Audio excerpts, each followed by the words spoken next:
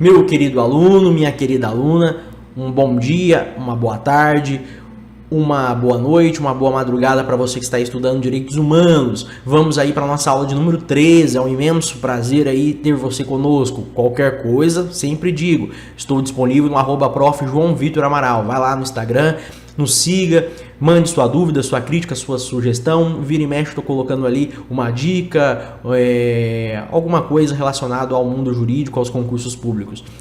Não só na matéria de direitos humanos, como também na matéria que eu ministro também direito constitucional, direito eleitoral, tantas outras matérias. Então, eu quero dizer para você que nessa aula de número 3, nós iremos abordar aí a internacionalização dos direitos humanos, iremos falar um pouquinho sobre a ONU, isso mesmo, sobre a criação da ONU, tema muito importante. Depois nós iremos falar também sobre a Declaração Universal dos Direitos Humanos, lá de 1948, uma declaração muito importante mesmo, que cai em prova, que cai em concurso público, que cai na OAB. Então, que você possa ficar atento e fazer as suas anotações. Prepare aí seu caderninho e vamos juntos agora para a nossa aula de número 3.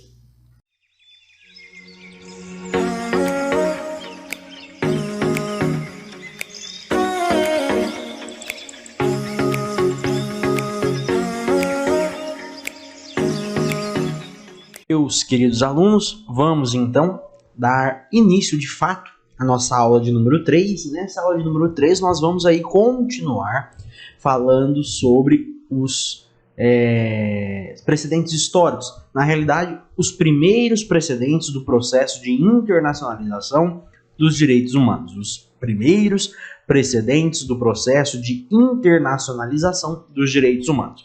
Nós falamos sobre o direito humanitário, aí falamos também sobre a Liga das Nações, e agora nós vamos falar sobre a Organização Internacional do Trabalho. Organização Internacional do Trabalho. Veja bem, aí nós temos alguns pontos de destaque. Então vou colocar um marcador aqui para ficar bem organizadinho aí no seu caderno. Vou colocar assim: fundação e objetivo. Foi fundada em 1919 como parte do Tratado de Versalhes, que pôs fim à Primeira Guerra Mundial. Vamos ao objetivo. Vá anotando junto comigo para ter um caderninho bem organizado que vai servir de revisão para você. Tem como objetivo promover a justiça social e é uma agência multilateral ligada à Organização das Nações Unidas, a ONU, especializada nas questões do trabalho. Estrutura triparte. Na realidade, tripartite, né? A Organização Internacional do Trabalho é a única agência das Nações Unidas que tem estrutura tripartite, na qual representantes de governos, de organizações, de empregadores e trabalhadores, de 183 Estados membros participam em situação de igualdade das diversas instâncias da organização.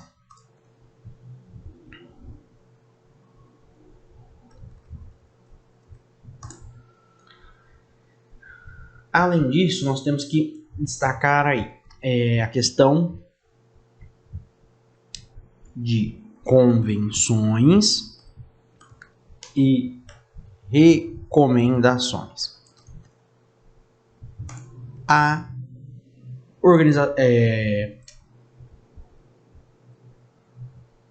Organização Internacional do Trabalho é responsável pela formulação e aplicação das normas internacionais do trabalho.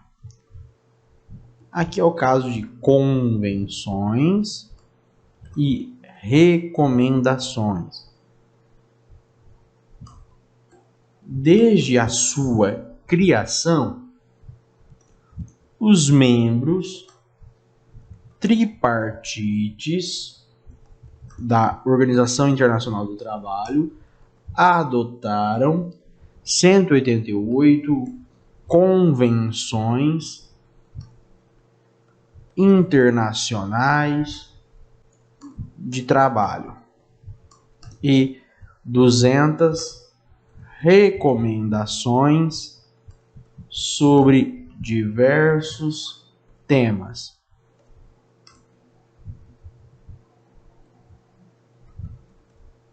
Tais como emprego, proteção social, recursos humanos, saúde e segurança no trabalho. Trabalho marítimo, etc.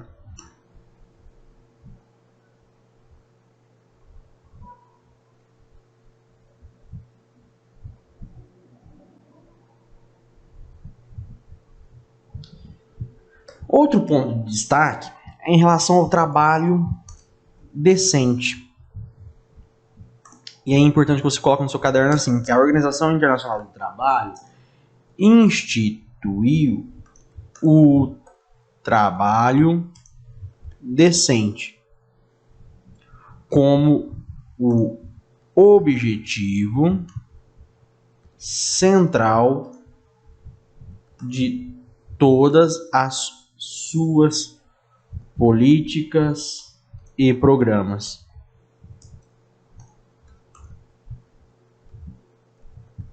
A noção de trabalho decente abrange a promoção de oportunidades para mulheres e homens do mundo para conseguir um trabalho produtivo, adequadamente remunerado, exercido em condições de liberdade, equidade e segurança.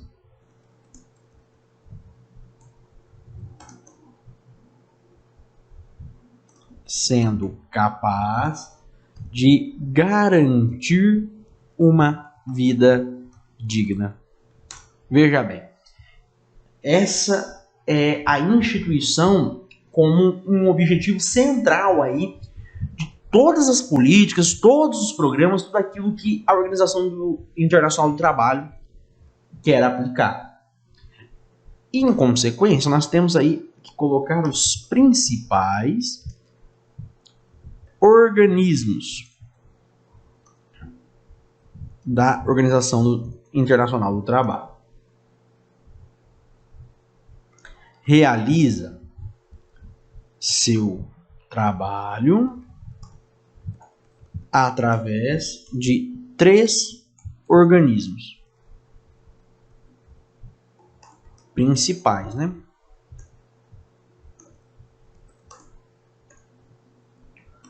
Compostos por representantes de governos, empregadores e trabalhadores.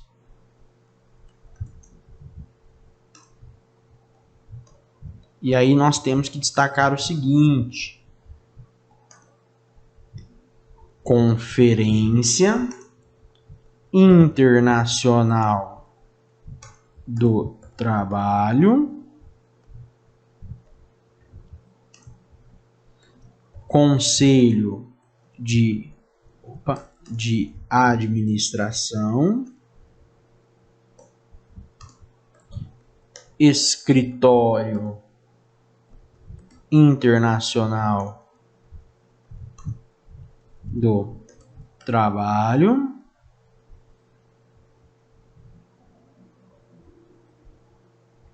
como sendo aí os principais organismos. Então você tem tudo aí anotadinho no seu caderno. Lembrando que aqui eu estou trazendo para você os pontos principais, aquilo que é de mais importante para você ter no seu caderninho sobre a Organização Internacional do Trabalho. Porque, como eu já falei, o objetivo aqui do nosso curso é que você possa formar um bom caderninho. A nossa metodologia é através de um bom caderno, para que através dele você possa se aprofundar depois com a leitura, né, de livros indicados,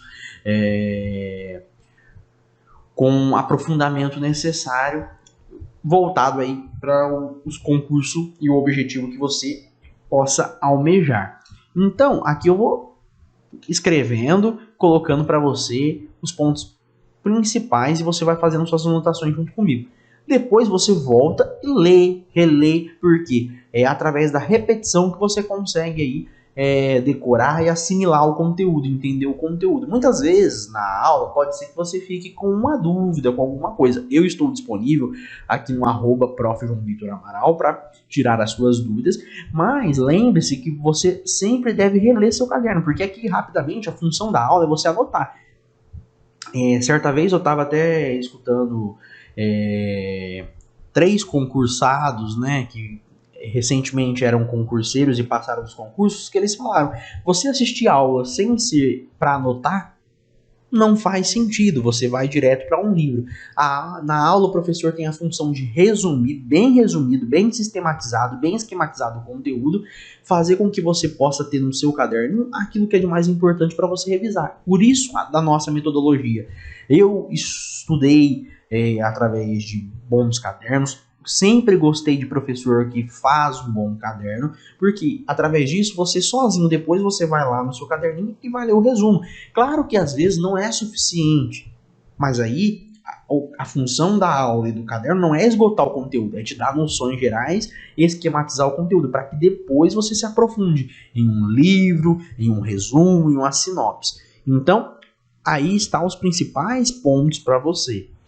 Mas nós vamos continuar, só estou explicando aí mais um pouco da nossa didática. Então nós terminamos aqui de falar sobre esses primeiros, né, precedentes históricos.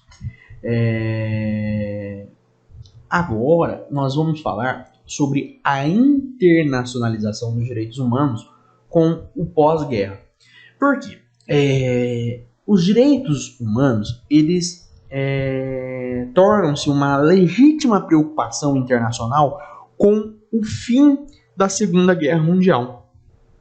E aí, com a criação das Nações Unidas e com a adoção da Declaração Universal dos Direitos Humanos pela Assembleia Geral da ONU em 1948, e como consequência, os direitos humanos eles vão passar a ocupar um espaço central na agenda das instituições internacional. Então, com o pós-guerra, os direitos humanos eles tornam-se uma legítima preocupação internacional. Lembrando que com o fim da Segunda Guerra Mundial, os direitos humanos eles tornam-se uma legítima preocupação internacional. Aí, com a criação das Nações Unidas e com a adoção da Declaração Universal dos Direitos Humanos, nós temos aí como consequência que os direitos humanos eles passam a ocupar um espaço central na agenda das instituições internacionais. Então, nós vamos aí agora falar um pouquinho mais sobre essa internacionalização dos direitos humanos com o pós-guerra. Então, vou até mudar de página aqui para que nós possamos começar aí esse tópico novo com o título de internacionalização dos direitos humanos. Internacionalização dos direitos humanos. Coloque aí o pós-guerra. E aí, o que é importante a gente colocar agora? Nós vamos falar um pouquinho, então, sobre a Carta das Nações Unidas de 1945. Então, coloque aí no seu caderninho um tópico, né? Só para ficar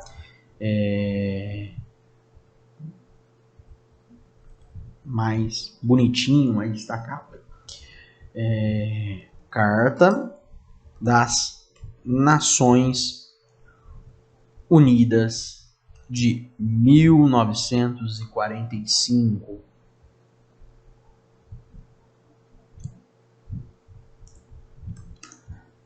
A Carta das Nações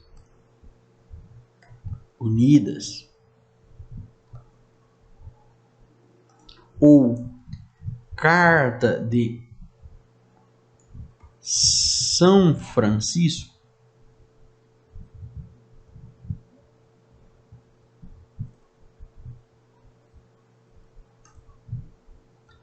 na data de 26 de junho de 1945, é o acordo que formou a Organização das Nações Unidas.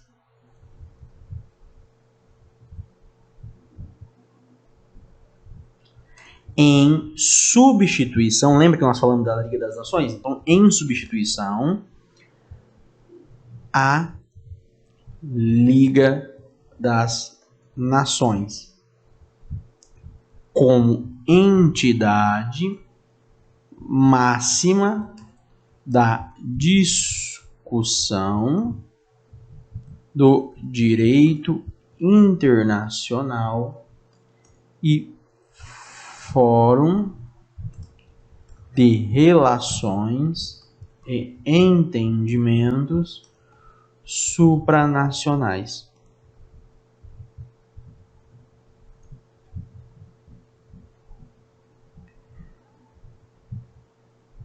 Então, repetindo, a Carta das Nações Unidas, ou Carta de São Francisco, na data de 26 de junho de 1945, é o acordo que formou a Organização das Nações Unidas, em substituição à Liga das Nações, como entidade máxima da discussão do direito internacional e fórum de relações e entendimentos supranacionais, ou seja, além das nações. Então, é algo da comunidade internacional. E aí, nós vamos colocar aí no seu caderno um novo ponto, né? Para nós destacarmos os principais órgãos das Nações Unidas. Principais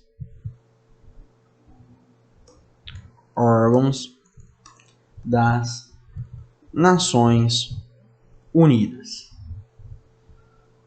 Aí nós temos a Assembleia Geral da ONU, que vira e mexe, aparece aí na mídia, né? Conselho de Segurança, Corte Internacional de Justiça, Secretariado, Conselho de Tutela, Conselho Econômico e Social e Conselho de Direitos Humanos.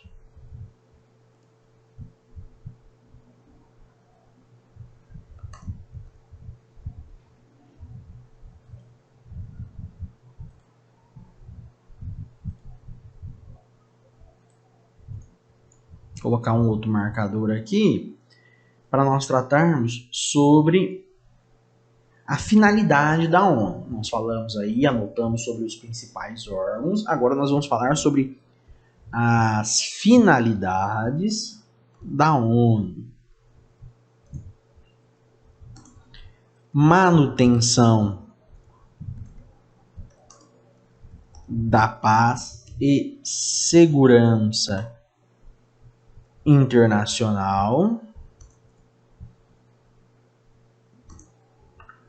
promoção de relações amigáveis entre os países, observando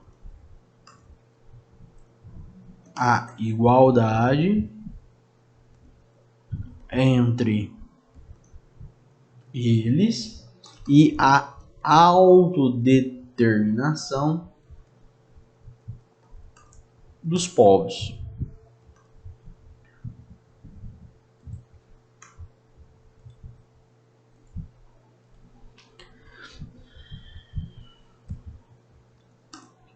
Promoção e estímulo ao respeito dos direitos humanos e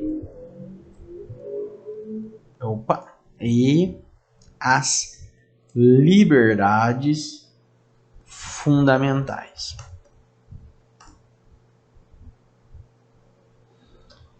E a busca, né, pela harmonização das ações dentro da ONU para consecução de objetivos comuns. Então, essas aí são as principais finalidades da ONU. Além disso, é importante destacar os princípios da ONU. Os princípios da ONU muitas vezes podem ser cobrados em prova, então é importante destacar princípios da ONU. E quais são esses princípios? Igualdade,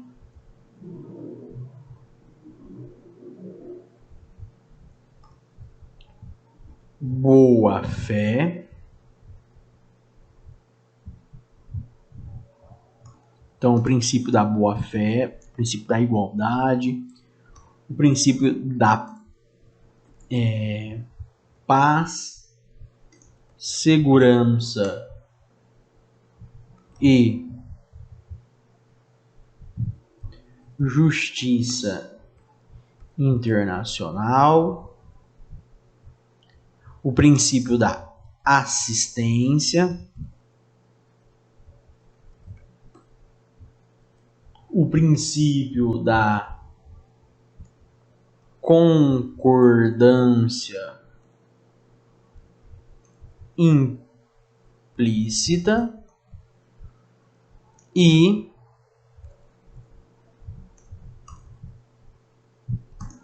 o princípio da não intervenção interna. Então, esses são os principais princípios aí da ONU. Mas, lembra que nós estávamos comentando aqui sobre a internacionalização dos direitos humanos? E nós falamos o seguinte, nós falamos que essa internacionalização com o pós-guerra se deu aí com a criação das Nações Unidas e principalmente com a adoção da Declaração Universal dos Direitos Humanos, a Declaração Universal dos Direitos Humanos. E isso que nós vamos estudar a partir de agora. Nós vamos falar mais um pouquinho sobre essa Declaração Universal dos Direitos Humanos. Vamos detalhar a sua natureza jurídica, vamos falar sobre a sua estrutura, os direitos expressos, bastante coisinhas que nós temos para falar aí, porque é importante, é um documento importante, é um documento que costuma aparecer na prova que cobra direitos humanos, mas como nós já estamos chegando aí ao final do nosso bloco, o que acontece? É importante nós encerrarmos esse bloco para que no próximo você tenha uma construção de raciocínio linear, não começar agora um tema e daqui a pouco ter que parar. Então vamos parar por aqui esse bloco e no próximo bloco, logo em sequência, nós iremos continuar aí esses estudos sobre direitos humanos e agora sobre a Declaração Universal dos Direitos Humanos. Muito importante, então fique atento e vamos já para o nosso próximo bloco.